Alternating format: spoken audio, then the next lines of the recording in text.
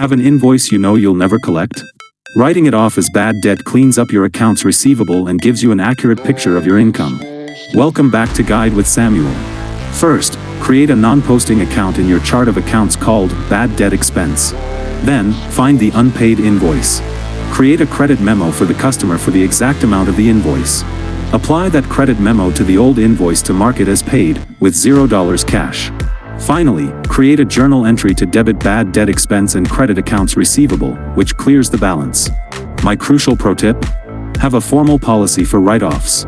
Decide on a timeline, e.g., 180 days past due, and process.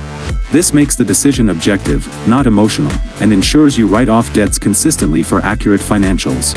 Keep your receivables realistic by removing uncollectible amounts. How do you decide when an invoice is officially uncollectible? For more guides on advanced bookkeeping, hit subscribe. Thanks for watching. I'm Samuel, and I'll see you next time.